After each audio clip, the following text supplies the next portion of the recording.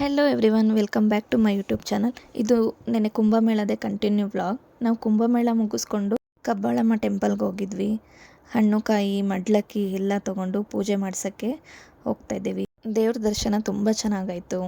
Kabbalamma temple Kanakapura Sathnur ಹತ್ರ ಬರುತ್ತೆ. ದೇವಸ್ಥಾನದಲ್ಲಿ ಅವತ್ತು ಹುಂಡಿ ಹೊಡೆದಿದ್ರು.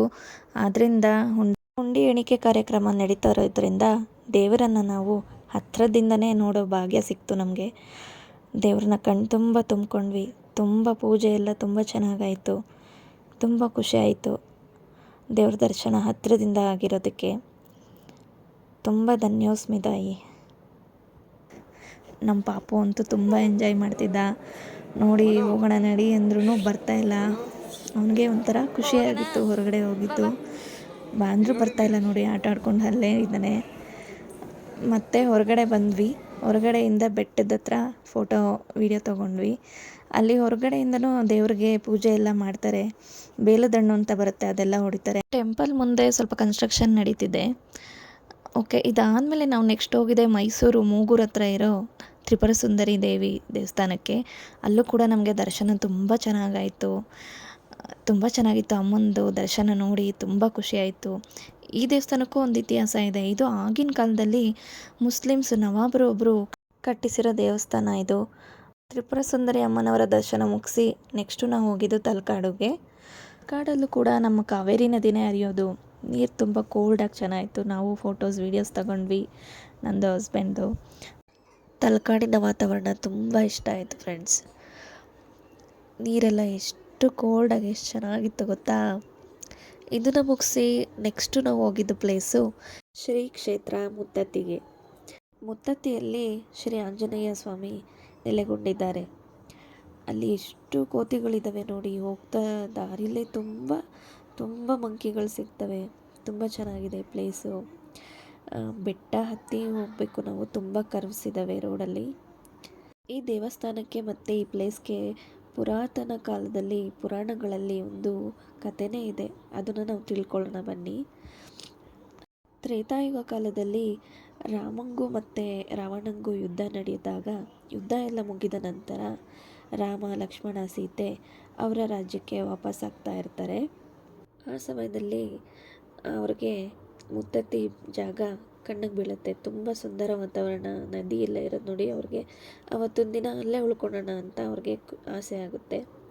ಅವತ್ತು ಅಲ್ಲೇ ಇರ್ತಾರೆ. ನದಿಲೆಲ್ಲ ಈಜಾಡುವಾಗ ಸೀತಾಮಾತೆಯ ಮುತ್ತಿನ ಮೂಗುತಿ ನೀರೊಳಗೆ ಬಿದ್ದೋಗ್ಬಿಡುತ್ತೆ. ಆಗ ಅದು ಸಿಗದೇ ಇಲ್ಲ, ಎಷ್ಟು ಹುಡುಕಿದ್ರು ಸೀತಾಮಾತೆಗೆ. ಆಗ ಸೀತಾಮಾತೆ ಅಳ್ತಾ ಇರ್ತಾರೆ.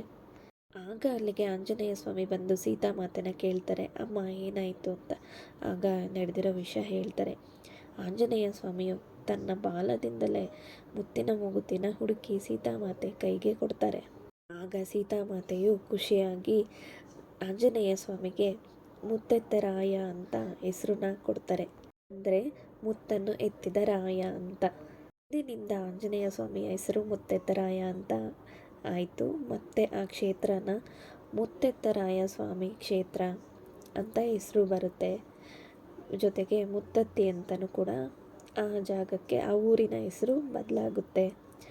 ಅಂದಿನಿಂದ ಮುತ್ತೆತ್ತರಾಯ ಸ್ವಾಮಿ ಅಂತ ತುಂಬ ಪ್ರಖ್ಯಾತಿಯಾಗುತ್ತೆ. ಅಲ್ಲಿ ದರ್ಶನ ಎಲ್ಲ ತುಂಬ ಚೆನ್ನಾಗಾಯಿತು ಆಂಜನೇಯ ಸ್ವಾಮಿದು. ನೋಡಿ ಎಷ್ಟು ಬೆಣ್ಣೆ ಅಲಂಕಾರ ಮಾಡಿದ್ದಾರೆ, ಎಷ್ಟು ತುಂಬ ಚೆನ್ನಾಗಿದೆ.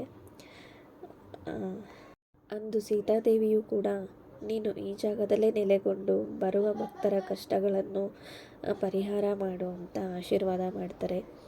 ಆದ್ದರಿಂದ ಆಂಜನೇಯ ಸ್ವಾಮಿಯವರು ಮುತ್ತತ್ತಿಯಲ್ಲಿ ನೆಲೆಗೊಳ್ತಾರೆ. ಅಂದಿನಿಂದ ಅವರ ಹೆಸರು ಮುತ್ತೆತ್ತರಾಯ ಅಂತ ಬದಲಾಯಿತು. ತುಂಬ ಚೆನ್ನಾಗಿತ್ತು ದೇವ್ರ ದರ್ಶನ.